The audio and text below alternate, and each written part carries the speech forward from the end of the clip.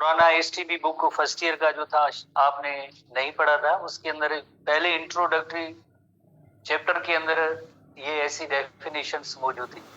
Cell, tissue, organ system, organism. Organism के बाद जब एक लेवल होती है, वो इकोसिस्टम लेवल की ऑर्गेनाइजेशन होती है लाइफ की। Group of one type of species, किसी भी एक टाइप की species living and interacting in the same area is called the population. जैसे population is a group of individuals किसी भी एक एरिया के अंदर belonging to the same species, एक ही किस्म की। जैसे अगर हम एग्जाम्पल लें किसी ग्रास लैंड के अंदर जेब्रा की पॉपुलेशन, फॉरेस्ट के अंदर जैसे लायन की पॉपुलेशन, टाइगर की पॉपुलेशन, थर्ड डेजर्ट के अंदर जैसे कैमल्स की पॉपुलेशन।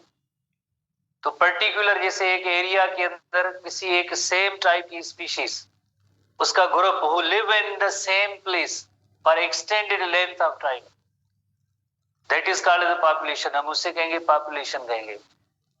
जैसे हर एक एनिमल के हवाले से, प्लांट के हवाले से उनकी तादाद या नंबर या काउंटिंग होती है, जाहिर है ग्रुप कितना उसके अंदर जैसे उनका तादाद होता है, उस तादाद के हवाले से देखा जाए तो उनका डेथ रेशो क्या होता है, बर्थ रेशो क्या होता है, उनको रिसोर्सेज पूरे मिल रहे नहीं मिल रहे, एनवायरमेंटल फैक्टर कौन से होते हैं उस पॉपुलेशन पे जो अफेक्ट कर रहे हैं, अदर लिविंग फैक्टर्स कौन से होते हैं, नॉन लिविंग फैक्टर्स कौन से होते हैं जो पॉपुलेशन को मुतासिर कर रहे होते हैं। जैसे फॉर एग्जाम्पल, जैसे अगर हम कहें कि एक छोटा सा एग्जाम्पल लेते हैं, किसी ग्रास लैंड के अंदर अगर एक एनवायरमेंटल फैक्टर है, लाइटनिंग की वजह से या किसी और रीजन की वजह से फॉरेस्ट के अंदर फायर लग गई है, तो जाहिर है उन्हें बुश फायर की वजह से, फॉरेस्ट की फायर की वजह से अब वहां पे यकीनन उस पॉपुलेशन का जो रहना मुश्किल होगा, क्योंकि उनके लिए वहां पे फूड अवेलेबल नहीं होगा। या उस एरिया के अंदर कोई person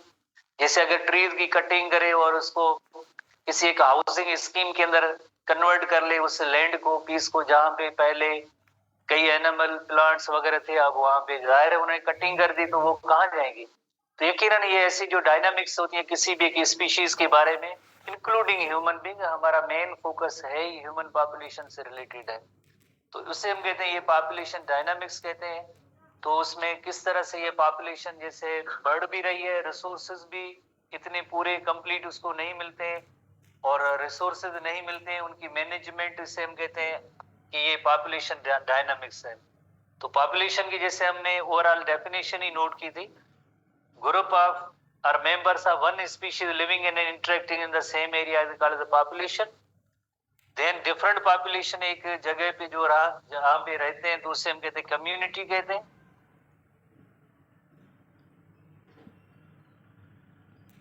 Population ecosystem, community together with its non-living environment is called the ecosystem।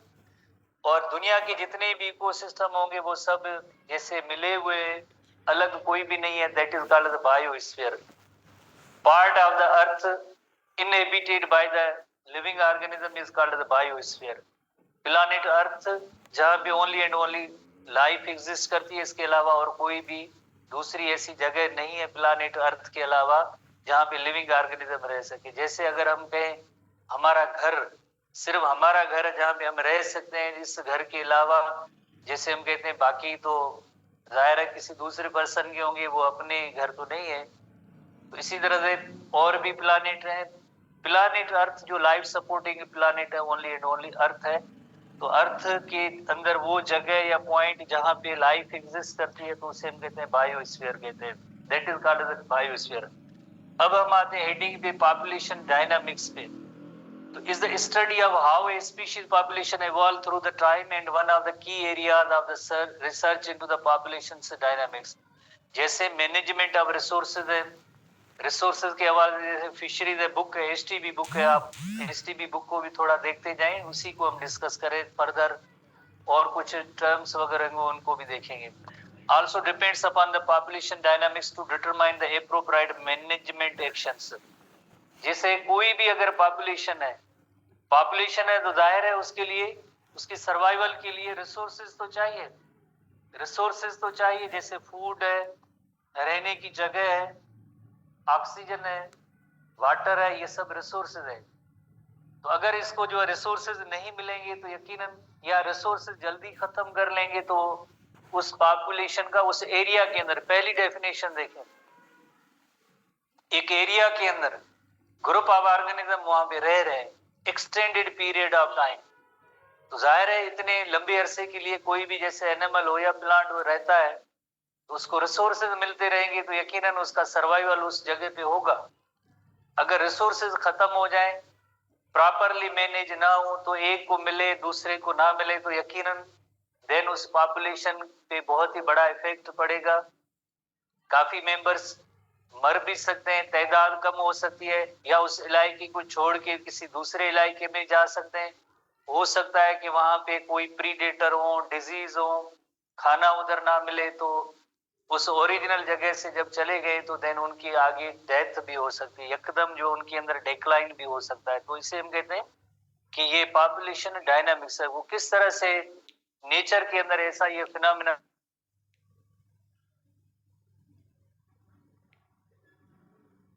मौजूद हो के हवाले से अगर देखा जाए, फॉर एग्जाम्पल ये पॉपुलेशन है, तो किसी भी एक पॉपुलेशन को हम देखें किस तरह से वो इंक्रीज या डिक्रीज होती है। एक तो जैसे देखें पॉपुलेशन के अंदर एडल्ट मेंबर्स हैं, रिप्रोडक्शन का अमल जारी होता है, तो उसके अंदर जो है पॉपुलेशन इंक्रीज हो रही होती है, बढ़ती रहती है। इसी तरह से इनके अंदर डेथ भी होती रहती है, डेथ होती रहती है, तो यकीनन जो इस पॉपुलेशन की नंबर या तादाद में कमी होती रहती है।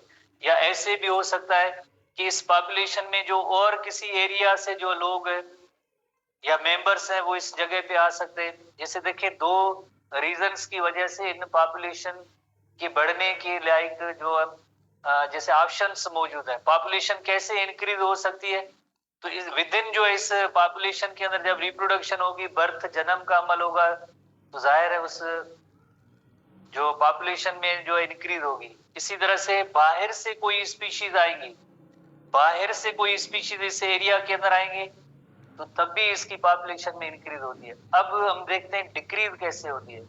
डिक्रीज इस तरह से होगी कि इसी पॉपुलेशन के अंदर मेंबर्स का जब डेथ हो जाए तो यकीनन डिक्रीज होगी, या इस पॉपुलेशन से कुछ मेंबर यहाँ से चले जाए मुख्तलिफ रीजंस की वजह से, तब भी इस पॉपुलेशन के लाइक नंबर पे फर्क पड़ सकता है। डेथ की वजह से यहाँ से ये चले जाएं तब पॉपुलेशन कमी होगी। इंक्रीज कैसे होगी, इसी एरिया के अंदर जैसे एक तो खुद ये रिप्रोड्यूस कर रहे हैं, नंबर टू जो है बाहर से वही मेंबर्स इस ग्रुप को आके ज्वाइन करें, तो भी तादाद बढ़ सकती है। तो दो टर्म हम सीखेंगे, एक जैसे इमिग्रेशन है और दूसरी है एमिग्रेशन। दोनों के अंदर जैसे फर्क है। छोटा एग्जाम्पल लेते हैं, जैसे अगर कोई पर्सन जैसे पाकिस्तान से जैसे हम कहते हैं ना माइग्रेट करके कनाडा चले गए, जैसे फॉर एग्जाम्पल, तो पाकिस्तान से किसी दूसरी कोई कंट्री, डेवलप कंट्री या किसी रीजन की वजह से चले गए, तो हम उसे कहेंगे कि ये इमिग्रेशन है।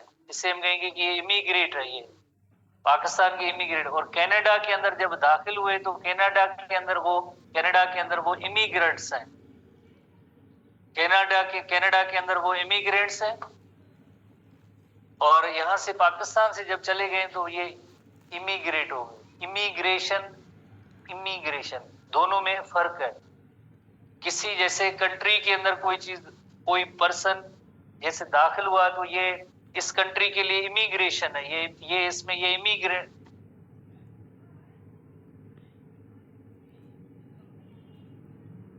करें। इमिग्रेशन और इमिग्रेशन के अंदर इनके अंदर एक यही फर्क है। ठीक है, ये ज्वाइन करेंगे जिस कंट्री के अंदर, एरिया के अंदर, तो ये एज ए इमिग्रेंट, आई वाले, और जैसे इससे ये चले गए तो यकीनन हम उससे कहेंगे कि ये इमिग्रेशन है।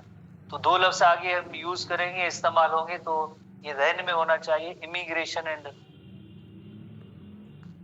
उसके बाद नेक्स्ट टाइम पॉपुलेशन डायनामिक्स के हवाले से, plays essential role in many aspects to preserving biodiversity, but little known about it.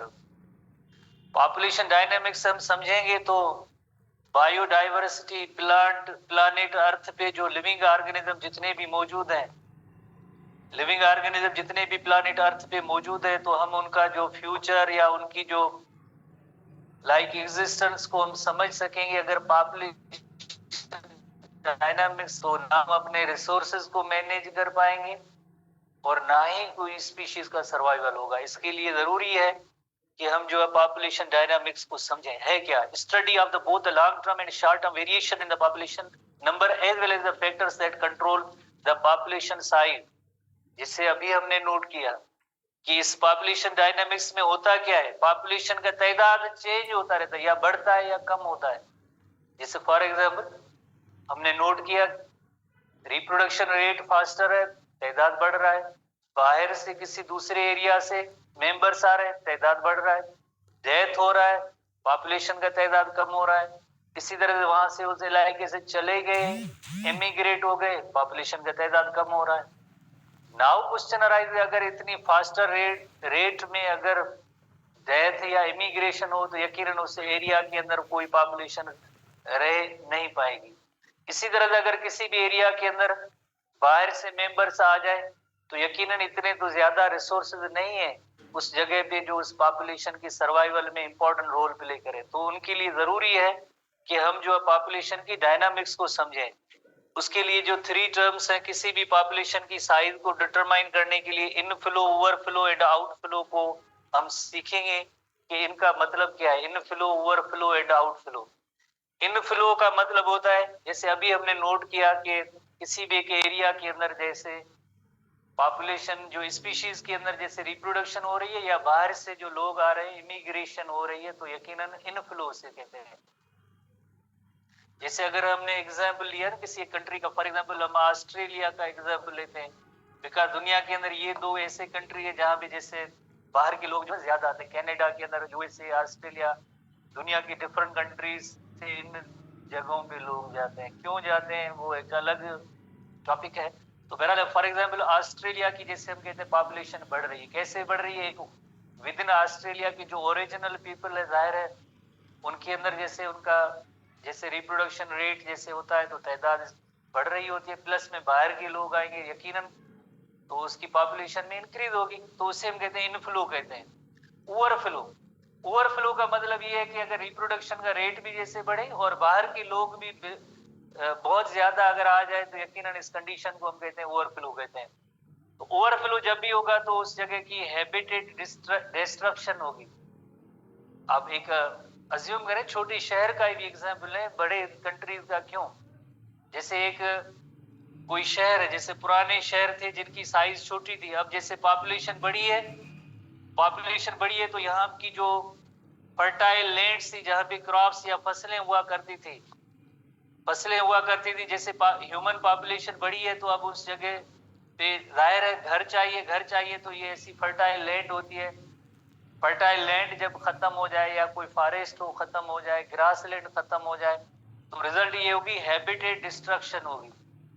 वहां पे कई प्लांट एनिमल रहते थे, अब वो कहाँ जाएंगे? उनके लिए घर कौन बना के देगा? यकीनन वो मर जाएंगे। यकदम कोई इतनी अच्छी जगह उनके लिए कोई फेवरेबल जगह नहीं है कोई दूसरी। Decrease recruitment, increase mortality and इनएडिक्वेट condition. जब भी जैसे ओवरफ्लो होगी तो ये होगा। जैसे आप छोटा सा एग्जाम्पल जैसे एक बस की जो कैपेसिटी उससे अगर ज्यादा पैसेंजर आ जाए तो आप खुद कंडीशन को समझ सकते हैं। जैसे एक कोई शादी हाल है, उधर जो है मेंबर्स जो इनवाइटेड मेंबर्स हैं वो थोड़े और ज्यादा हो जाए तो आप देखें रिसोर्सेज की कोई मैनेजमेंट वगैरह नहीं होगी उधर। तो इसी तरह से जब भी पॉपुलेशन जैसे बढ़ेगी ओवरफ्लो, उसके बाद जैसे एक तीसरा टर्म जो है वो है कलिंग। आउटफ्लो के अंदर एक है कलिंग। कलिंग की मीनिंग ये होती है कभी कभार ऐसी जैसे डिजीज आ जाती है। जैसे एक छोटा एग्जांपल लेते हैं, पोल्ट्री फार्म पे अगर किसी लाइक मुर्गियों के अंदर कोई डिजीज 1-2 के अंदर आ गई है या एक सेक्शन के अंदर आ गई है तो वो ओनर होते हैं कहते हैं यार इनको मार दो, खत्म कर दो, अगर ये जिंदा रहेगी तो सबको डिजीज देंगी, इस वजह से इनको मारा जाए। डिफरेंट शीप के अंदर माउथ डिजीज, फुट डिजीज, कोई और डिजीज होती है फ्लू टाइप की, तो पूरे सब उन एनिमल्स को मार देते हैं। जैसे अगर डॉग्स के अंदर कोई रेबीज वगैरह का वायरस सस्पेक्टेड होता है तो आपने देखा होगा शहरों के अंदर उन डॉग्स को चुन चुन के मार के खत्म कर रहे होते हैं। तो इस अमल को हम कहते हैं कलिंग कहते हैं, to pick and destroy individuals, जैसे सील, डियर वगैरह, ये भी इनकी भी कलिंग का अमल किया जाता है। तो अल्टीमेटली हम कहेंगे ना उनकी पॉपुलेशन में कमी हुई कलिंग की वजह से, या इमिग्रेशन, या उस जगह से लोग चले गए या कोई मेंबर चला गया तब भी पॉपुलेशन का ये आउटफ्लो है। नेचुरल डिजास्टर, जैसे अगर कोई फायर लगती है फॉरेस्ट के अंदर तो कई जो मेंबर्स मर जाते हैं, तब भी अल्टीमेटली जो है पॉपुलेशन में जो है कमी होती है। या ऐसे एक्सीडेंट्स एंड प्रीडेटर्स वगैरह आ जाते हैं तो यकीनन पॉपुलेशन में कमी होती है। That is called as outflow, inflow, overflow and outflow. Population dynamics के ये मेजर कंपोनेंट्स हैं। उसके बाद हम आते हैं कैरेक्टरिस्टिक ऑफ पॉपुलेशन पे आते हैं कि किसी भी एक पॉपुलेशन की क्या कैरेक्टरिस्टिक है। तो depending on the species and specific environment it occupies, हर एक पॉपुलेशन के अलग अलग जैसे फीचर्स होते हैं, डिपेंड करता है कि कौन सी स्पीशीज है और किस जगह पे वो रहते हैं, तो उस हवाले से जो है ना कैरेक्टर्स अलग अलग होते हैं। Populations constitute depend on the same sources, जैसे आपको पता है members of one species, population क्या है, मेंबर्स ऑफ वन स्पीशीज होगी तो उसकी नीड्स या डिमांड्स भी एक होंगी, उसका फूड एक होगा, एक ही किस्म का होगा, उसके रहने की जगह जो हैबिटेट होगा वो भी सेम होगा। तो यकीनन जैसे हम कहेंगे कि जो पॉपुलेशन है, members of one species living and interacting in the same area, area भी सेम, रिसोर्सेज भी वो सेम इस्तेमाल करते हैं। तो अभी एक वेरी क्लियर कि जब इनकी अगर साइज बढ़ेगी पॉपुलेशन की साइज, तो हैबिटेट या एनी प्लेस टू लिव, रहने की जगह पे भी जैसे लड़ाई हो सकती है, खाने पे भी लड़ाई हो सकती है, देन उसमें कुछ मेंबर रहेंगे और कुछ जो सिलाइकी को छोड़ के जाएंगे, ये पॉपुलेशन डायनामिक्स है। तो इम्पोर्टेंट कंस्टिट्यूट उसमें depend on the same resources are impacted by the comparable environmental conditions and are very likely to interact and reproduce with one another। जाहिर है पॉपुलेशन के अंदर मेंबर्स हैं, जाहिर रिप्रोडक्शन के लिए वही मेंबर्स होते हैं, इसी तरह से रहने की जगह भी वही सेम होती है, रिसोर्सेज भी सेम होते हैं। तो जाहिर है जब पॉपुलेशन अगर बढ़ेगी तो कंपटीशन पैदा हो जाएगी, अगर जिस तरह से कम होती है तो जाहिर है कम होती है तो रिप्रोडक्शन भी उनके लिए मसला होता है, और next generation day by day इस तरह से डिक्रीज होती गई तो उस एरिया से इलाके से स्पीशीज का जो है लाइक खत्म होने का अमल जो होगा वो तेज हो जाता है। तो पॉपुलेशन डायनामिक्स समझने के लिए जैसे हम चंद एक टर्म्स को सीखेंगे कि वो क्या है।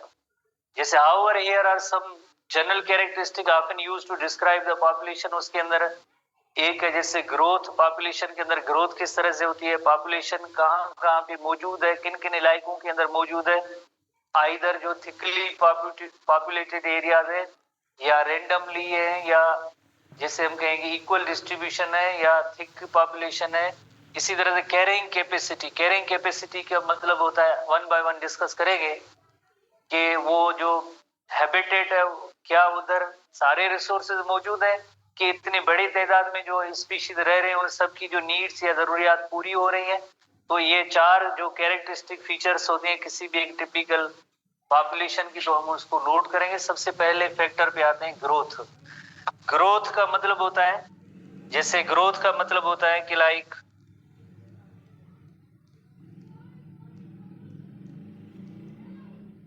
population growth refers to the increase in number of individual within a population over time।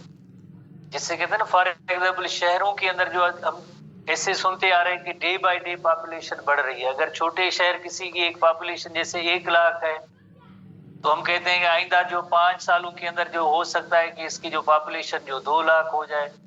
Next 5 years के अंदर हम देखेंगे इसकी पॉपुलेशन अगेन जो है पॉपुलेशन जो अगेन जो 4 लाख हो जाए, और नेक्स्ट 10 इयर्स के अंदर उस शहर की पॉपुलेशन और भी बढ़ सकती है। तो हम कहेंगे overall refers to the increase in the number of individuals within the population over time. जैसे वक्त गुजरता जाएगा तो जैसे हम देख रहे हैं कि हर शहर के अंदर भी पॉपुलेशन, ओवरऑल दुनिया के अंदर भी पॉपुलेशन बढ़ रही है शहर, और देन जो मुल्क और हम कहेंगे पूरी दुनिया के अंदर पॉपुलेशन में तादाद में जैसे इंक्रीज हो रही है। पर it can be influenced by factors such as the birth rate.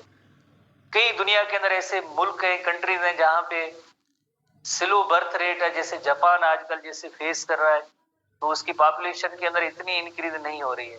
China और इंडिया, बांग्लादेश जैसे कंट्री है, इंडोनेशिया, इवन पाकिस्तान जैसे कंट्री है, तो वहां पे जो बर्थ रेट ज्यादा है तो उनकी पॉपुलेशन भी बढ़ रही है।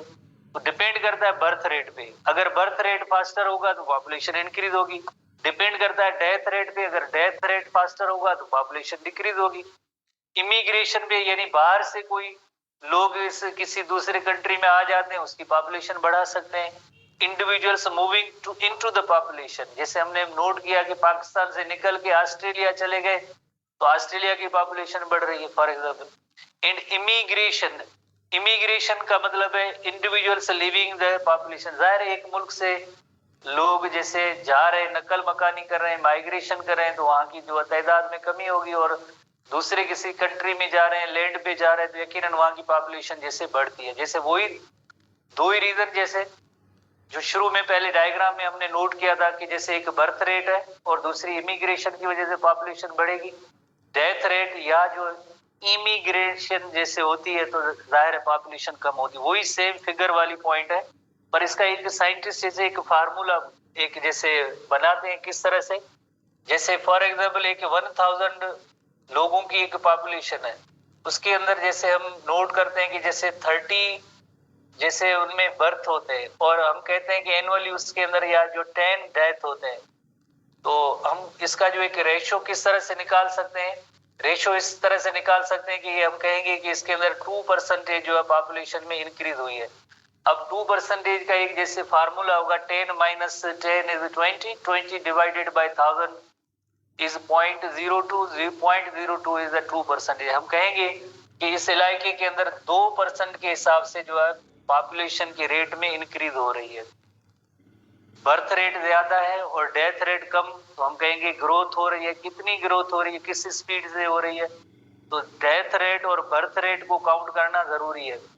पूरी दुनिया के अंदर मुख्तलिफ जो डेवलप्ड कंट्रीज होते हैं उनके पास एक स्टेटिस्टिक्स होती है। हर शहर के अंदर जैसे कोई जन्म होता है तो उसको भी रजिस्टर कराते हैं, डेथ होता है तब भी बताते हैं उस जो इदारे को कि भाई ये इतने मेंबर इस शहर से, जैसे मंथली जैसे एक रिपोर्ट होती है उसमें जो है बर्थ डेथ वगैरह ओवरऑल पूरे ईयर के अंदर वो कैलकुलेट करते हैं। फिर पता चलता है कि इधर जो हमारे मुल्क की जो पॉपुलेशन है बढ़ रही है या कम हो रही है। बढ़ रही है तो कितनी स्पीड से बढ़ रही है, कम हो रही है तो कितनी।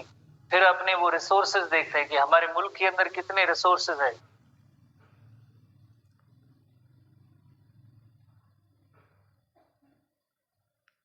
क्या कर सकते हैं, क्वेश्चन को राइट करते हैं, फिर अपनी जो प्लानिंग करते हैं, पॉलिसी बनाते हैं। अगर पॉपुलेशन कम होती है तो दुनिया की डिफरेंट कंट्रीज से जो है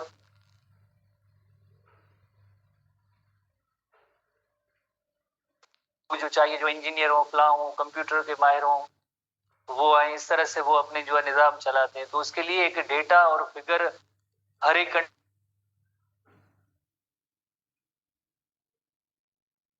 कंट्री के पास कितनी रेट से बढ़ रही है, कम हो रही है।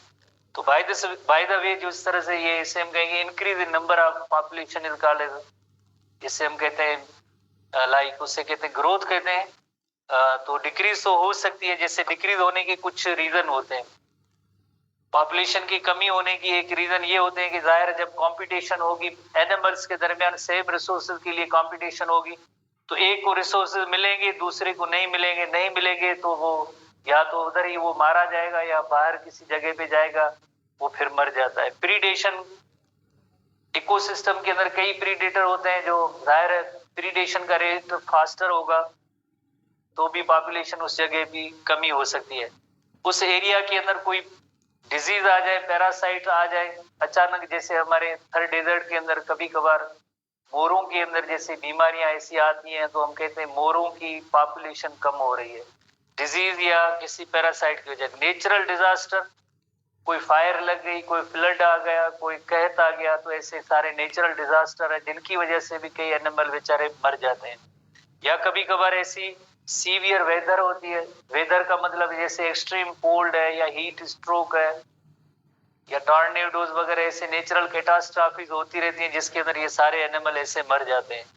इसी तरह से सीवियर वेदर के अंदर जैसे हुरिकेन्स है, ड्राउट है, फ्लड है, वाइल्ड फायर है, नेचुरल डिजास्टर होंगे, ये सब जो है किसी भी जगह की एरिया की जो पॉपुलेशन में कमी के सबब या बायस बन सकते हैं।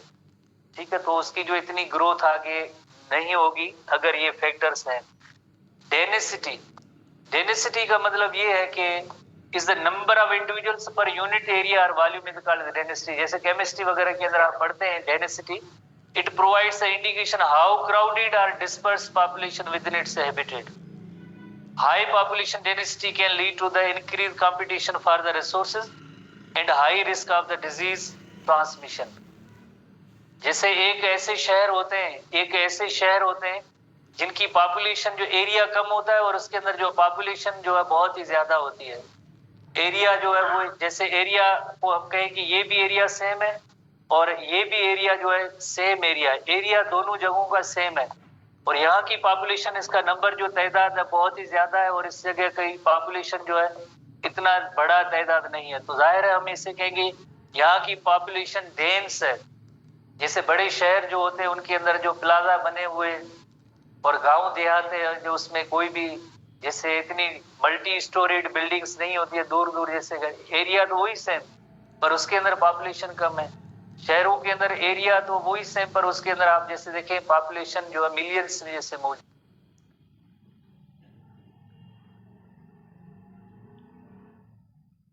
इस छोटे से एरिया के अंदर पॉपुलेशन अगर ज्यादा होगी तो यकीनन पॉपुलेशन का मतलब ही यही है ना, सेम स्पीशीज, लिमिटेड रिसोर्सेज है, लिमिटेड रिसोर्सेज के लिए जाहिर है कंपटीशन होगी तो एक को मिलेंगे एक को नहीं मिलेंगे। जैसे मेडिकल की सीट्स होती हैं, सीट्स आर लिमिटेड, कंपटीशन होती है, एक को मिलती है दूसरे को नहीं मिलती है, many reasons are there.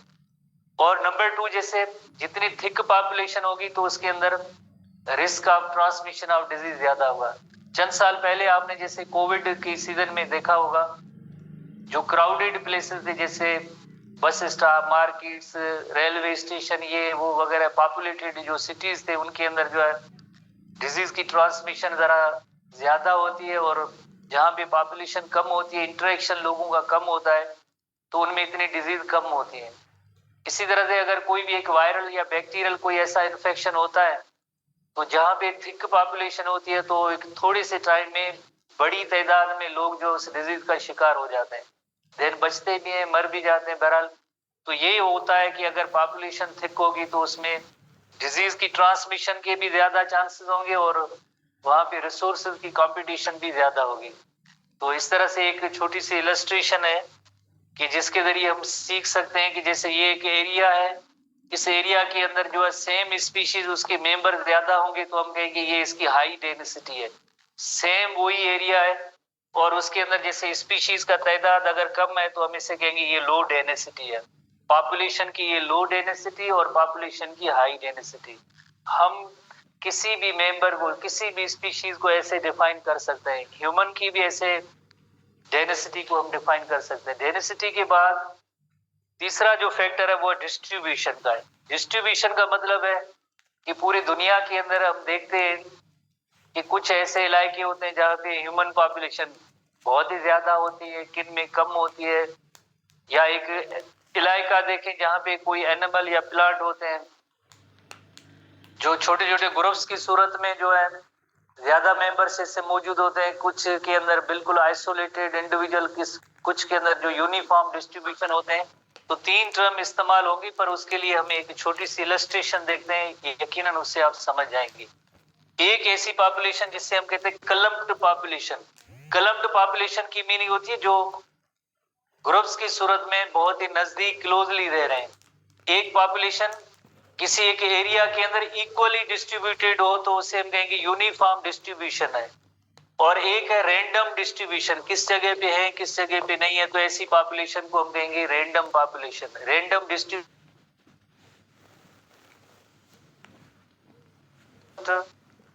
Distribution of population.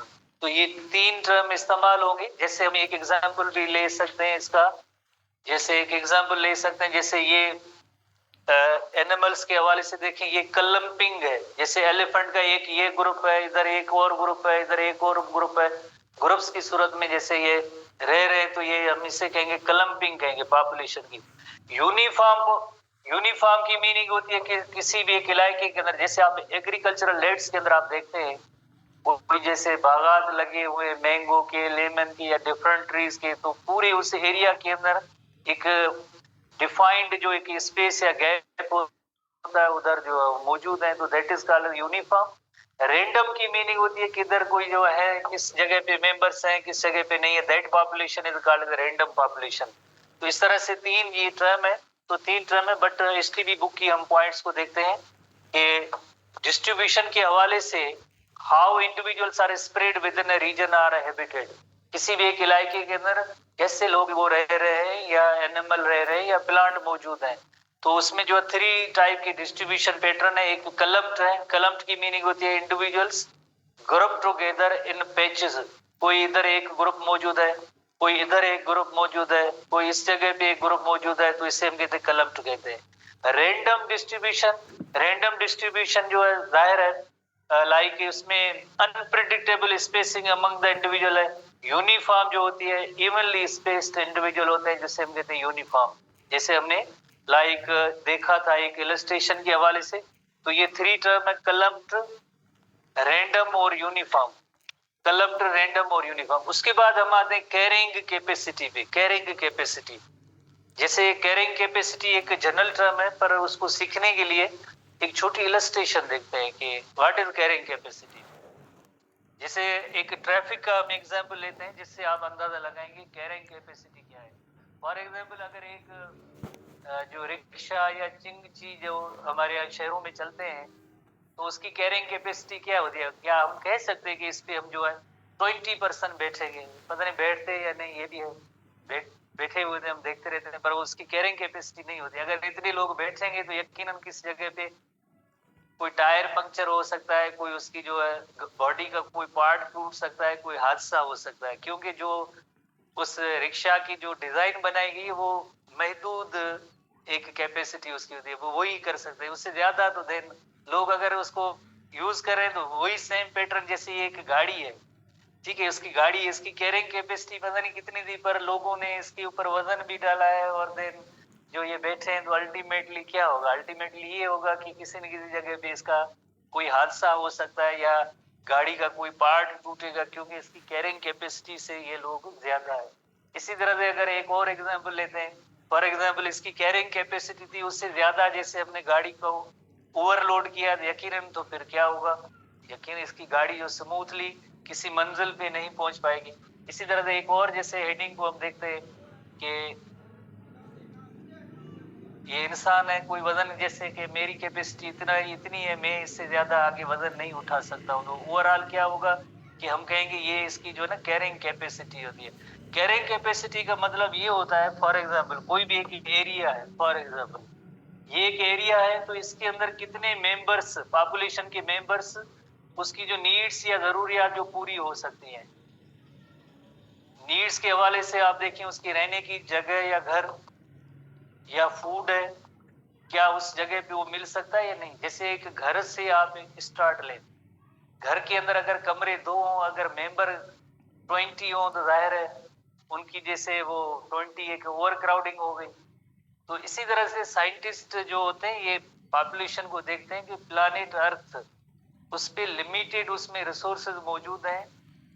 हर एक घर का हम एग्जाम्पल लेते हैं, हर एक शहर का लेते हैं, हर एक मुल्क का लेते हैं, तो ओवरऑल देन दुनिया का लें, तो उसके अंदर एक लिमिटेड तादाद में पॉपुलेशन की जिससे जरूरियात पूरी करने या उसके घर मौजूद है, उससे ज्यादा होंगे तो यकीनन लोग डिस्प्लेस होते हैं, जगह नहीं मिलेगी, फूड नहीं मिलेगा, डिजीज भी हो सकती है, देन खाने की कमी की होगी, तो देन आगे और जो है देन डिजीज वगैरह डेथ हो सकता है।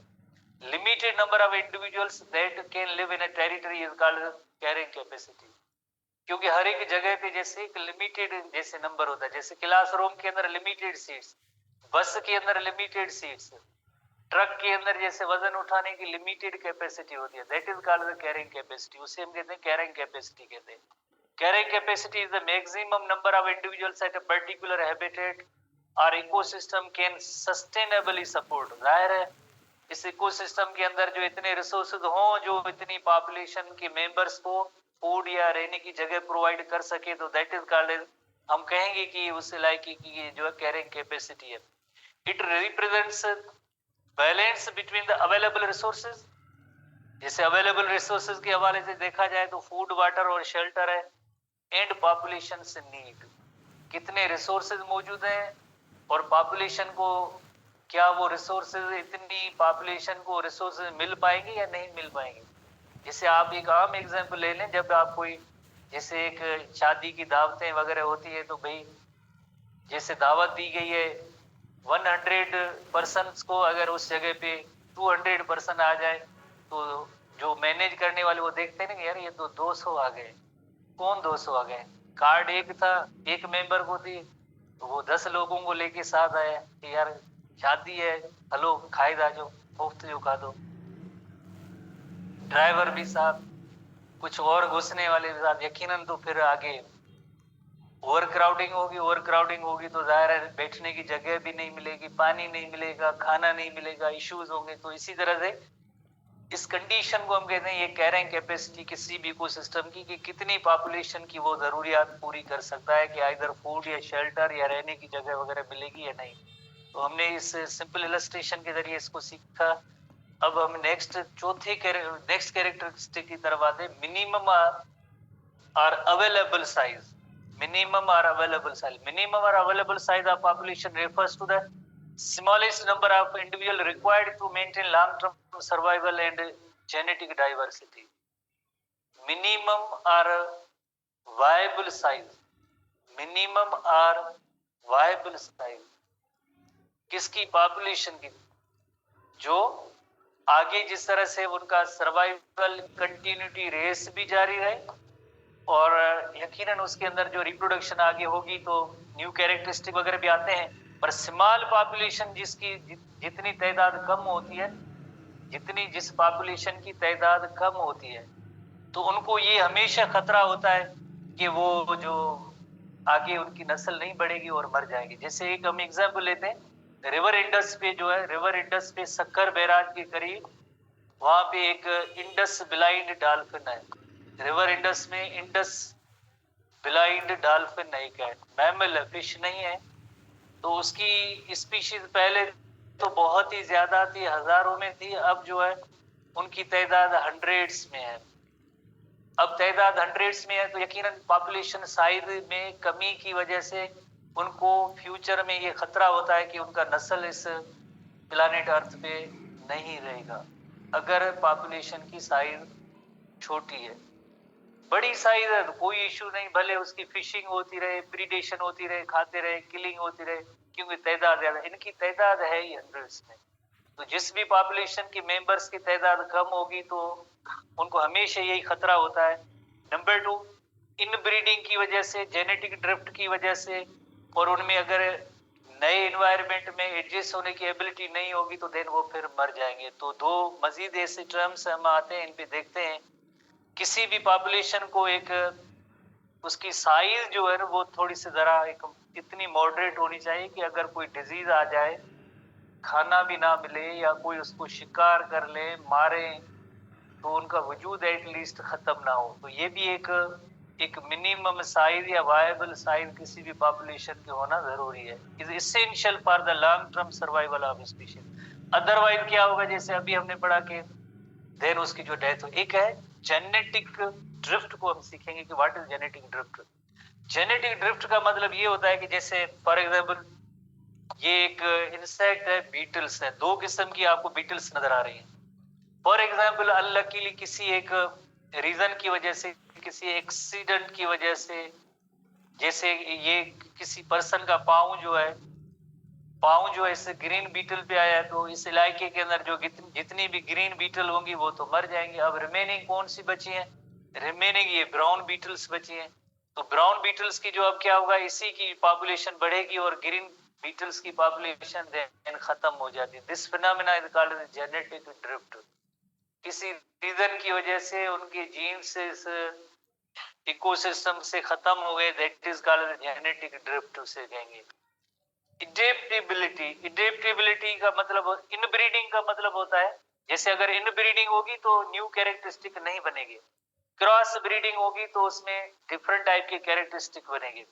इनब्रीडिंग का अपोजिट टर्म होता है जैसे क्रॉस ब्रीडिंग। जैसे फॉर एग्जांपल आज हम जितने भी डॉग्स के जो ब्रीड्स देखते हैं, कोई बड़ा डॉग, कोई छोटा डॉग, ये ऐसा हंड्रेड्स की तादाद में जो डॉग्स हैं, वो शुरू में एक ग्रे वुल्फ इसका कॉमन एंसेस्टर था, और डॉग्स की क्रॉस ब्रीडिंग के कराने के नतीजे में इतने ज्यादा डॉग्स की ब्रीड्स बने। तो इन ब्रीडिंग होगी तो भी उनके अंदर एडेप्टेबिलिटी नहीं होगी। जब एडेप्टेबिलिटी नहीं होगी तो अगर एनवायरनमेंट कहीं चेंज होगा तो वो मर जाएगी। तो उसके लिए जरूरी है कि उनके अंदर एडेप्टेबिलिटी भी हो, और आउट ब्रीडिंग होगी तो यकीनन जो है वो सरवाइव कर पाएंगे, अदरवाइज नहीं।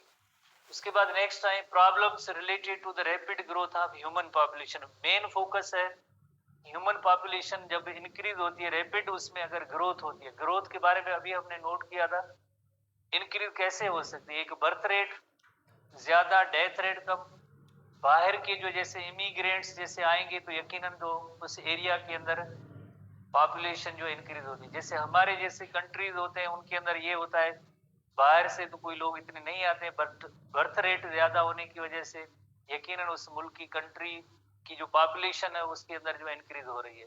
तो उसमें क्या इश्यूज होते हैं? Problems related to the rapid growth of human population. हम डिफरेंट एनिमल्स के बारे में तो पढ़ रहे थे, पर ह्यूमन पॉपुलेशन जैसे अगर बढ़ेगी तो क्या हो सकता है? Rapid growth of human population represent several problems that can be explained by using demographic principle. एक जैसे जनरल टर्म है डेमोग्राफी। डेमोग्राफी में भी आपने लफ्ज सुना होगा या नहीं सुना है कभी? तो डेमोग्राफी का मतलब है किसी भी एक एरिया के अंदर, किसी भी एक एरिया के अंदर जो ह्यूमन पॉपुलेशन है उसकी एक स्टडी की जाती है। उस ह्यूमन पॉपुलेशन की स्टडी किस पॉइंट ऑफ व्यू से की जाती है कि इस एरिया के अंदर कितने लोग हैं जो यंग हैं, कितने लोग हैं जो चाइल्डहुड के अंदर मौजूद हैं, कितने लोग हैं जो एडल्ट हैं, कितने लोग हैं जो अब एजड हो चुके हैं, कितने लोग हैं जिनका जो लाइक इस एरिया के अंदर बर्थ रेट क्या है, इस एरिया के अंदर डेथ रेट क्या है, किस हिसाब से पॉपुलेशन बढ़ रही है, इस पॉपुलेशन की एजुकेशन कितनी है, कितने एजुकेटेड लोग हैं, इस तरह की जो स्टेट और किस नस्ल के भी है ये भी उसमें लाइक नोट किया जाता है। और कितने मर्द हैं, कितने औरतें हैं, जेंडर वाइज भी देखा जाता है। तो that is called as demography.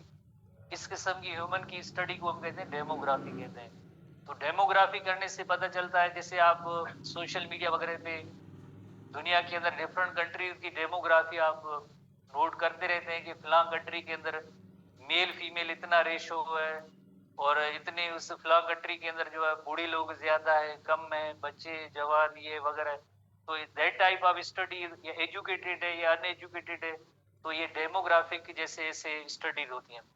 उस स्टडी करने से हमें पता चलेगा कि आइदर जो है ह्यूमन पॉपुलेशन बढ़ रही है, कम हो रही है, उसकी स्टैंडर्ड्स क्या है, तो ये सब डेमोग्राफिक से ही पता चलता है। तो problems have significant implication for future generation and earth carrying capacity. यही है ना कि अगर जैसे पॉपुलेशन बढ़ रही है तो अर्थ के अंदर तो लिमिटेड रिसोर्सेज है, उसकी कैरिंग कैपेसिटी से ज्यादा पॉपुलेशन हो जाएगी। ज्यादा पॉपुलेशन हो जाएगी तो फ्यूचर या कमिंग या नेक्स्ट जनरेशन के लिए रिसोर्सेज ही अवेलेबल नहीं होंगी, वो कहाँ रह पाएंगे? तो उनको मैनेज करना होता है।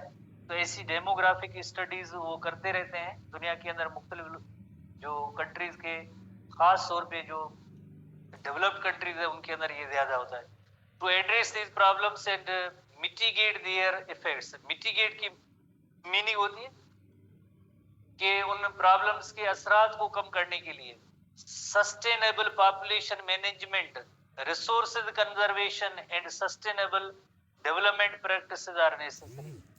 तो बढ़ती हुई आबादी के हवाले से वो फिक्रमंद होते हैं कि अगर ऐसे ना हो कि जैसे पॉपुलेशन बहुत ज्यादा हो जाए और रिसोर्सेज कम पड़ जाए, तो उनको कैसे मैनेज किया जाएगा? तो उसके लिए एक सस्टेनेबल डेवलपमेंट के हवाले से नेचुरल रिसोर्सेज, जैसे देखें ना, कहते हैं इंसान इस वक्त जो अवेलेबल है उनको जैसे सब रिसोर्सेज दें, चलो दे देते हैं, फिर फ्यूचर जनरेशन का क्या होगा? वो तो ऐसे ही है जिस तरह से अगर हम एक लेमैन्स एग्जाम्पल लेते हैं, जैसे घर के अंदर किसी एक बड़े बेटे की शादी है तो वालदेन कहते हैं कि अब हमारे पास जितने भी पैसे जो जमे हैं ना, एक ही बच्चे की शादी करा दें और धाम धूम से शादी करा दें, सब पैसा उस पर खर्च, और बाकी जब उनका टर्न आएगा तो तब तो पैसे अवेलेबल इतने नहीं होंगे, क्योंकि उन्होंने तो 30-40 सालों में वो जमा किए थे। तो सेम इसी तरह से अगर रिसोर्सेस वन टाइम एक जनरेशन के लिए अगर नेचर के यूज हो जाए तो फॉर कमिंग जनरेशन क्या होगा, उनके लिए भी सोचना है। जो साइंटिस्ट होते हैं वो इसी तरह सोचते हैं कि ये रिसोर्सेज हमारे पास इतने हैं, ह्यूमन पॉपुलेशन इतनी स्पीड से जैसे बढ़ रही है रेट से, तो फ्यूचर जो जनरेशन होगी उनके लिए रिसोर्सेज की मैनेजमेंट होनी चाहिए। रिसोर्सेज भी आहिस्ता आहिस्ता थोड़ी मिकदार में उनका इस्तेमाल करना चाहिए। ज्यादा एक्स्ट्रा यूज करेंगे तो ये रिसोर्सेज जल्दी खत्म हो जाएंगे, जल्दी खत्म हो जाएंगे तो नेक्स्ट या कमिंग जनरेशन होगी तो उनके लिए प्लानिट अर्थ कोई रहने की ऐसी जगह नहीं होगी फेवरेबल कि हाँ इधर सारे जो रिसोर्सेज मिल रहे। तो साइंटिस्ट इस एंगल से सोचते हैं साइंटिस्ट कि इनकी जो मैनेजमेंट इनको करनी है कि भाई रिसोर्सेज इधर इतने अवेलेबल हैं या नहीं है। तो ये डेमोग्राफी के हवाले से एक इलस्ट्रेशन है कि डेमोग्राफी किसे कहते हैं।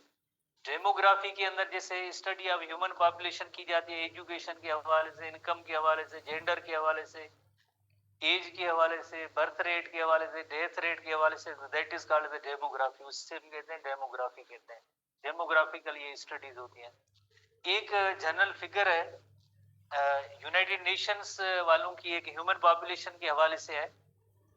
तकरीबन उनकी एक एस्टिमेट एक फिगर है कि 1800 से लेकर 2000 तक कितनी पॉपुलेशन थी, और 2100 जब आएगी सदी तो पता नहीं कौन जिंदा कौन नहीं, तब ह्यूमन पॉपुलेशन कितनी हो सकती है, उसकी एक एस्टिमेशन है।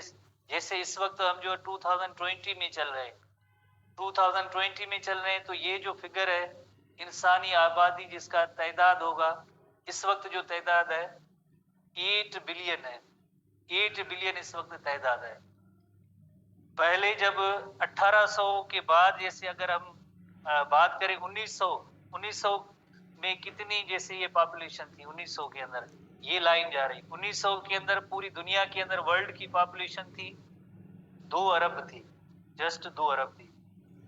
और 1900 और 100 सालों के अंदर जो है 2 अरब से अब जो इस वक्त पॉपुलेशन है वो 8 अरब है। प्लानेट अर्थ वही, resources day by day consume होते जा रहे हैं, खत्म होते जा रहे हैं, पॉपुलेशन बढ़ती जाती है। तो उस हवाले से वो सोचते हैं कि आइंदा फ्यूचर में क्या होगा। जैसे एक प्रिडिक्शन है, हमें तो पता नहीं है, किसी को नहीं पता है कि किसकी कितनी एज या बर्थ रेट क्या होगा। एक इनकी प्रिडिक्शन है, एक इनकी प्रिडिक्शन है किसके हवाले से, 2100 के लिए। दो किस्म की प्रिडिक्शन है। एक प्रिडिक्शन ये है, वो कहते हैं कि पॉपुलेशन जो है कितनी पहुंच जाएगी, ये देखो पॉपुलेशन जो है 8 अरब से दुनिया की पॉपुलेशन 16 अरब हो जाएगी, डबल हो जाएगी। दूसरा ऑप्शन ये भी है कि ये पॉपुलेशन कम होके 8 अरब से कम होके तकरीबन 6 अरब तक हो जाएगी। पता नहीं क्या इसकी जो है लॉजिक है, नेचर है, आई डोंट नो, पर अंदाजा ये है कि जैसे रिसोर्सेज कम भी हो सकते हैं, जंगें, फूड की शार्टेज, ये वो पोल्यूशन में भी जो है ह्यूमन का जो बर्थ रेट कम, डेथ रेट ज्यादा। तो मतलब एक फ्यूचर की प्रिडिक्शन है, सही भी हो सकती है, गलत भी हो सकती है, पता नहीं। बट ये यूनाइटेड नेशन की एक फिगर है कि 2100 के अंदर या तो आबादी, इंसानी आबादी जो है 16 अरब हो जाएगी या कम होके 6 अरब तक हो जाएगी, डोंट नो। ठीक है, बहरहाल ये चार्ट है, तो उसमें जो एक एक्सपेक्टेड एक ह्यूमन पॉपुलेशन के बारे में जिक्र है। तो प्रॉब्लम्स की बारे में हम डिस्कस करें कि किस तरह से जो बढ़ती हुई आबादी की जो प्रॉब्लम होते हैं। This promoting education and access to the family planning. Family planning का मतलब है जैसे चाइना के अंदर जैसे वन चाइल्ड पॉलिसी है, जो थिकली पॉपुलेटेड जो कंट्रीज हो गए स्ट्रिक्टली जो वन चाइल्ड पॉलिसी भी होते हैं। कई दुनिया की कंट्रीज हैं जिनमें जैसे रिलीजियस पॉइंट ऑफ व्यू से फैमिली प्लानिंग को दुरुस्त नहीं समझते, पर किन कंट्रीज के अंदर वन चाइल्ड पॉलिसी है कि भाई जो भी मैरिड कपल होते हैं उनका औलाद बस एक ही जैसे औलाद पैदा करने उनको होता है, उससे ज्यादा नहीं। तो बहरहाल ये जो प्रोमोट, ये इनका ही एक लाइक जो पॉइंट है कि promoting education access to family planning, adopting sustainable consumption and production pattern resource जितने भी है हमारे, उनको जो सही तौर पे इनका इस्तेमाल किया जाए। Investing in renewable energy resources, जैसे हम तो गाड़ियां चलाते हैं, पेट्रोल पे चलाते हैं, डीजल पे चलाते हैं, जो लिमिटेड है। कहते हैं कि रिन्यूएबल एनर्जी रिसोर्स पे आए। तेल से जो हमारे यहाँ बिजली बन रही है, तो उसकी जगह पे रिन्यूएबल रिसोर्स सोलर एनर्जी है। सोलर एनर्जी पे आजकल तो एरोप्लेन जो उन्होंने बना लिए, सोलर एनर्जी वाली गाड़ियां बना ली है, इलेक्ट्रिक गाड़ियां बना ली है, जिसके अंदर कार्बन एमिशन भी नहीं होगी, रिसोर्सेज भी बच जाएंगे। 2030 तक यूरोपियन यूनियन ने ऐलान किया हुआ है कि हमारे पास कोई भी फ्यूल पे चलने वाली गाड़ी नहीं होगी, सब इलेक्ट्रिकल जो व्हीकल्स होंगे। तो ये सब एक रिन्यूएबल रिसोर्सेज की तरफ जा रहे हैं कि भाई जो अवेलेबल प्लानिट अर्थ के अंदर जो रिसोर्सेज हैं ये लिमिटेड है, खत्म हो जाएंगे। उन रिसोर्सेज का इस्तेमाल किया जाए जो रिन्यूएबल हो, जो नेवर एंडिंग हो, जैसे हाइड्रो इलेक्ट्रिक पावर होते हैं या विंड मिल के जरिए जो एनर्जी प्रोड्यूस होती है, बजाय कोल के जो है विंड मिल से या हाइड्रो इलेक्ट्रिक पावर या सोलर एनर्जी पैनल्स लगाए जाए जिनके जरिए एनर्जी प्रोड्यूस की जा सकती है। प्रिजर्विंग इकोसिस्टम में एंड बायोडाइवर्सिटी, जैसे हम बार बार जिक्र यही कर रहे हैं कि इस एनवायरनमेंट के अंदर जितने भी लिविंग ऑर्गेनिज्म है उन सब की एग्जिस्टेंस जरूरी है, उनके हैबिटाट को डिस्ट्रॉय ना किया जाए। हैबिटाट को डिस्ट्रॉय करेंगे यकीनन ये सब मर जाएंगे। Fostering equitable and social and economic development, दौलत के पीछे जैसे भागम दौड़ होती है तो यकीनन उसकी वजह से डिस्ट्रक्शन होती है। एक के पास जो रिसोर्सेज कम, दूसरे के पास रिसोर्सेज ज्यादा। जैसे फॉर एग्जांपल किसी का एक माइनिंग का कारोबार है और उसने जो गवर्नमेंट से जो लीज ली है 10 सालों के लिए कि भाई मुझे 10 सालों के अंदर इस जमीन को खोद के उसमें जो है हीरे मोती निकालने, कोल निकालना है, पेट्रोल निकालना है, तो वो 10 सालों के अंदर तो वो ग्रीड या लालच उसको पूरी जमीन को जैसे पलटा देंगे, तो वो तो जाया कर देंगे। तो यानी उसके लिए ये होना चाहिए fostering equitable and social and economic development. आजकल जो जो कहने की बात है, कहते हैं कि सस्टेनेबल डेवलपमेंट होनी चाहिए। सस्टेनेबल डेवलपमेंट का मतलब है कि ऐसी डेवलपमेंट जो हर एक लोगों को इक्वली उसको मिलती रहे और नेचर के रिसोर्सेज भी जाया ना हो। पर ग्रीड एक ऐसी चीज होती है जिसकी वजह से यकीनन हम नेचुरल रिसोर्सेज को डिस्ट्रॉय कर रहे हैं और उसका इफेक्ट जो है फ्यूचर जनरेशन पे होगा। By considering carrying capacity of the earth and adopting sustainable practice we can work towards better future of the future generation। तो देखना चाहिए कैरिंग कैपेसिटी, रिसोर्सेज अवेलेबल कितने हैं, इसी तरह से रिसोर्सेज को यूज करेंगे तो फ्यूचर में जैसे हम लाइक जो जनरेशन आएंगे उनके लिए एक बेटर एक एनवायरनमेंट दे सकते हैं, अदरवाइज नहीं। जैसे आजकल रिन्यूएबल रिसोर्सेज हैं, विंड मिल के जरिए, विंड के जरिए, सोलर एनर्जी के जरिए, बायोमास के जरिए, हाइड्रो इलेक्ट्रिक पावर है या जियोथर्मल एनर्जी होती है, टाइडल एनर्जी, इनके जरिए कहते हैं एनर्जी लें। बाकी फोसिल फ्यूल के जरिए जो एनर्जी वगैरह ना लें। फोसिल फ्यूल का मतलब है कि कोल, पेट्रोलियम, गैस। कोल है, पेट्रोलियम है और गैस है, ये जितनी ज्यादा इस्तेमाल होगी तो यकीनन उसकी वजह से एक तो एमिशन होगी, कार्बन एमिशन होगी, पोल्यूशन होगी, इकोसिस्टम डिस्ट्रॉय होगा, क्लाइमेट चेंज होगी, फ्लड्स आएंगे, कहत आएंगे, ये सब कुछ होगा। वो उसके लिए वो कह रहे हैं कि लाइक कि ये ऐसे रिन्यूएबल रिसोर्सेज को यूज करेंगे, थोड़ी सी दुनिया आगे 2-3 स्टेप आगे जाएगी। Problems related to rapid growth, उसके अंदर एक जैसे ओवर पॉपुलेशन है। सिंपल सा टर्म है, अगर रैपिड ग्रोथ होगी तो ओवर पॉपुलेशन होगी, और ओवर पॉपुलेशन होगी तो रिजल्ट क्या होगी, कैरिंग कैपेसिटी ऑफ द अर्थ वो मुतासर है। वही सेम जो हमने गाड़ी का एग्जांपल लिया, तो ओवर पॉपुलेशन होने से जैसे रैपिडली अगर जो पॉपुलेशन का तादाद बढ़ेगा तो यकीनन जैसे घर के, खाने के, रहने के सारे इश्यूज होंगे। तो दुनिया के अंदर हम देख रहे हैं कि लाइक जो पॉपुलेशन, ह्यूमन पॉपुलेशन है वो तेजी से बढ़ रही है। घर भी इसी तरह से, ये एक कोई जैसे डिजाइन नहीं है किसी एक कंट्री के, इतने ज्यादा हाउसिंग स्कीम्स या घर कहेंगे इतनी जो थिकली पॉपुलेटेड एरिया है, उसकी जगह पे जैसे देखें जो डेवलप्ड कंट्रीज होते हैं तो यकीनन उनके घर जो है किस तरह के होते हैं, आपको फर्क बिल्कुल क्लियर नजर आता है।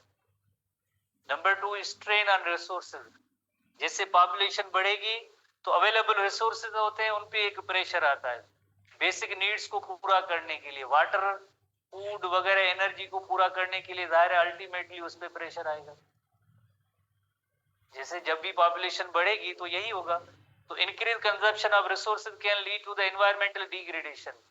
जैसे अभी हमने नोट किया, फैक्ट्रियां ज्यादा लगी। किसी जमाने में 3 Ps जो है ना, वो एक थ्योरी किसी ने मॉडल दिया था कि पूरी दुनिया के अंदर ये 3 Ps का प्रॉब्लम है। 3 Ps का मतलब है कि सबसे पहले जब किसी भी एक जगह पे पॉपुलेशन में इंक्रीज होती है, तो वहां पे जो है जाहिर है इंडस्ट्रीज लगेंगी, तो पोल्यूशन ज्यादा होगी, तो जाहिर है एक तरह की वहां पे लोगों की जो लाइफ की स्टैंडर्ड है, लिविंग स्टैंडर्ड है, उसमें भी फर्क आएगा। पावर्टी जन्म लेगी। जहाँ पे पावर्टी होगी यकीनन तो वहां पे एजुकेशन भी नहीं, वहां पे क्राइम्स भी ज्यादा। एक ऐसा सोशल मॉडल किसी ने दिया था। तो ये इन सब का जो मेन रीजन उसने कहा था कि पॉपुलेशन की इंक्रीज है, इंक्रीज इन पॉपुलेशन। तो पॉपुलेशन डिमांड्स बढ़ेंगी, फैक्ट्रीज ज्यादा लगेंगी, इंडस्ट्रीज ज्यादा लगेंगी, डिफॉरेस्टेशन का अमल होगा। डिफॉरेस्टेशन का अमल का मतलब है जैसे घर बनाने के लिए फर्नीचर चाहिए, फ्यूल चाहिए, तो जाहिर है डिफॉरेस्टेशन करनी पड़ेगी, जिसका इम्पैक्ट जो आगे होगा बिल्कुल प्लानेट अर्थ पे। वाटर की कमी होगी, depletion of non renewable resources, जैसे पेट्रोल, कोल, गैस, ये नॉन रिन्यूएबल रिसोर्सेज है। एक बार जैसे खत्म हो गए, खत्म, रिन्यूएबल नहीं है, तो यकीनन जितने अवेलेबल प्लानेट अर्थ पे रिसोर्सेज है उन पे एक स्ट्रेन आएगा। तो उसके लिए यकीनन एक मैनेजमेंट होनी चाहिए, अदरवाइज ये हमें ऐसी डिस्ट्रक्शन देख रहे हैं। इन्वायरमेंटल इम्पैक्ट भी होगा। जाहिर है जब रिसोर्सेज का ज्यादा इस्तेमाल करेंगे, पॉपुलेशन की डिमांड को पूरा करना है, तो जाहिर है उसका असर जो एनवायरमेंट पे होगा। आज जितनी भी एनवायरमेंटल ये चेंजेस हुई हैं या हो रही हैं या होंगी फ्यूचर में, बिकॉज ऑफ जैसे किसी जगह पे फ्लड आती है, ग्लोबल वार्मिंग की वजह से कहत आता है, फ्लड्स आती हैं, ये सब जो है बिकॉज ऑफ एनवायरमेंट इम्पैक्ट है। और एनवायरमेंट पे इतना असर किसने दिया है? ह्यूमन पॉपुलेशन है। कैसे? जाहिर है इंडस्ट्रीज, फैक्ट्री लगी है, पोल्यूशन हुई है, तो उसका ये सब कुछ नतीजा होता है। Contribution to the increase pollution, green house gases, habitat destruction and loss of biodiversity हो सकती है बिकॉज ऑफ इन रीजंस की वजह से। इन्वायरमेंटल इफेक्ट एक दूसरे से रिलेटेड है। अगर पॉपुलेशन बढ़ेगी तो उसका जो इन्वायरमेंट जिसके अंदर हम रह रहे हैं, यकीनन उसके भी इफेक्ट होंगे। लाइक वहां पे देन कोई भी जैसे एक ऑर्गेनिज्म सही नमूने से वो नहीं रह पाएगा, वो इन्वायरमेंट उनको फेवर नहीं करेगा। इन्वायरमेंटल इम्पैक्ट के हवाले से, इन्वायरमेंटल इम्पैक्ट है for reaching consequences including climate change, loss of ecosystem services and degradation of natural habitat. ये जैसे आजकल जितनी भी ऐसी चेंजेस हो रही हैं बिकॉज ऑफ इन्वायरमेंटल, ये सारा इन्वायरमेंटल इम्पैक्ट है। इन्वायरमेंट को किसने डिग्रेड किया है? पोल्यूशन ने किया। क्यों हुई है? इंडस्ट्रीज ज्यादा है। क्यों ज्यादा इंडस्ट्री? पॉपुलेशन की नीड्स को, जरूरियात को पूरा करने के लिए ये सब हुआ है। तो ये सब इन्वायरमेंटल इम्पैक्ट है। उसके बाद प्रेशर ऑन इंफ्रास्ट्रक्चर, जैसे अगर पॉपुलेशन किसी भी एक इलाके की बढ़ती है तो उसका जो असर है इंफ्रास्ट्रक्चर ऑफ ए कंट्री। जैसे फॉर एग्जांपल हर साल एक प्लानिंग होती है कि भाई प्लानिंग ये होती है कि लाइक जो उनको पता होता है कि जैसे इस ग्रोथ रेट से पॉपुलेशन बढ़ रही है, तो प्लानिंग वाले पूरे 1 ईयर की जो प्लानिंग करते हैं। तो 1 ईयर की जो प्लानिंग करते हैं, 1 ईयर के अंदर कितने नए स्कूल होने चाहिए, कितनी हॉस्पिटल्स होने चाहिए, कितने रोड्स होने चाहिए, ट्रैफिक के लिए क्या जो रेलवे लाइंस वगैरह या उनकी अरेंजमेंट क्या होनी चाहिए। जैसे ट्रैक तो वही सेम है जिसपे छोटा सा ट्रांसपोर्ट का एग्जाम्पल है, जहाँ भी अगर ट्रेन की तादाद वही सेम रखें, पॉपुलेशन बढ़ गई, उनकी जरूरत है ट्रांसपोर्ट, तो जाहिर है गाड़ियां तो ज्यादा वहां पे लगानी पड़ेगी, और वो सिस्टम जो है सपोर्ट ही नहीं कर रहा है। स्कूल जो पहले थी, जैसे अगर हम कहें कि 10,000 लोगों के लिए कोई स्कूलिंग सिस्टम था, पॉपुलेशन हो गई 50,000, तो वो कैसे मैनेज कर पाएंगे? जैसे अगर 10,000 लोगों के लिए जो हॉस्पिटल की अरेंजमेंट है, मेडिसिन, डॉक्टर्स, ये वो 10,000 के लिए था। 50,000 की पॉपुलेशन हो गई तो यकीनन वो गवर्नमेंट अब उसको तो सपोर्ट नहीं कर सकती है। तो पूरा जो निजाम है पॉपुलेशन की इंक्रीज होने से खराब हो जाता है। ऐसे जिस तरह से शादी हाल का हमने एग्जाम्पल लिया, दावत दी है, 100 लोगों की हमने प्लानिंग की है, वहां पे जो है बिठाने के लिए या उनको खाना खिलाना ये अरेंजमेंट पर बंदे हो गए 500, तो ये प्लानिंग फेल होती है, क्योंकि पॉपुलेशन एक ऐसा लाइक जैसे एक फैक्टर है जो ह्यूमन पॉपुलेशन बढ़ रही है और मैनेजमेंट नहीं हो रही है। ठीक है, तो इंफ्रास्ट्रक्चर में ट्रांसपोर्टेशन है, हाउसिंग है, हेल्थ केयर है, एजुकेशन है, ये भी जिस तरह से यकीनन जो अब फिर ह्यूमन पॉपुलेशन को जैसे बेटर वो प्रोवाइड नहीं कर सकते, अगर इंटरजनरेशनल इक्विटी ये होनी चाहिए। इंटरजनरेशनल इक्विटी का मतलब होता है दो लफ्ज हैं, एक इक्वलिटी, दूसरी है इक्विटी, तो उसको आप समझें फिर यकीनन आप ये टर्म समझ पाएंगे। एक लफ्ज होता है इक्वलिटी, जैसे फॉर एग्जांपल ये क्रिकेट मैच है और दीवार है एक थोड़ी सी बड़ी है और मैच नहीं देख पा रहे हैं, ठीक है ना, कुछ बंदे हैं, एक दो तीन बंदे हैं, तो कहते हैं कि आपको हम एक स्टैंड देते हैं, आप जाके वो रखे, आप मैच देखें। कितने बंदे हैं? 3 बंदे हैं, चलो ये 3 स्टैंड दिए, एक स्टैंड, दूसरा स्टैंड, तीसरा स्टैंड, तीनों बंदों को सेम एक एक जो है कोई स्टैंड दे दिया, तो इसे हम क्या कहते हैं? इक्वलिटी कहते हैं। पर इससे इस बंदे को फायदा नहीं हुआ, इक्वलिटी से फायदा नहीं हुआ। इक्विटी, इक्विटी क्या होती है? इक्विटी का मतलब है कि जैसे दो उस छोटे को दे दिए, एक इसको दिया, और ये तो ऐसे ही थोड़ा सा ऐसे करके देख सकता है, तो दिस इज कॉल्ड इक्विटी। तो रिसोर्सेज की होनी चाहिए इक्विटी, इक्वलिटी नहीं। एक और एग्जांपल आप लें जिसमें इक्विटी और इक्वलिटी को आप सीखेंगे, जैसे फॉर एग्जांपल ये एक ट्री है और इधर जो है इसमें फ्रूट मौजूद है, ट्री के अंदर जो फ्रूट मौजूद है, दो बंदे ये चाहते हैं कि हम ये ऐसा फ्रूट लें, दोनों को जो है सीढ़ियां दे दी, इसको भी एक सीढ़ी दे दी है, इसको भी एक सीढ़ी दे दी है कि चलें आप लें फ्रूट खाएं, पर एक बंदे को उस साइड पे सीढ़ी लगा के दी है जिसमें फ्रूट ज्यादा है, और ये बंदा बेचारा है तो इसको जो है ऐसी साइड पे वो सीढ़ी लगा के दी है तो उसमें इतना फ्रूट ही नहीं है, तो हम कहेंगे कि ये इक्विटी नहीं है। इक्वलिटी जरूर है, इक्वलिटी में जो दोनों को सीढ़ियां दे दी है पर इक्विटी नहीं है। तो क्या होना चाहिए? रिसोर्सेज के हवाले से इक्विटी होनी चाहिए, फेयरनेस होनी चाहिए, सिमिलरिटी नहीं, फेयरनेस होनी चाहिए रिसोर्सेज के हवाले से। Rapid growth of human population can compromise inter generational equity, equity की बात हो रही है पॉपुलेशन को, which refers to the ensuring that the future generation have same opportunity and resources as the present generation। जैसे वही एक छोटी सी हमने जैसे एक लेमेंस एक बात की कि जैसे जो पहले वाला बड़ा बेटा है उसकी शादी पे सब खर्चा लगा लें और बाकी तो ऐसे देखते रहें, रिसोर्स सब उस पे यूज हो गए, नहीं, ऐसे नहीं।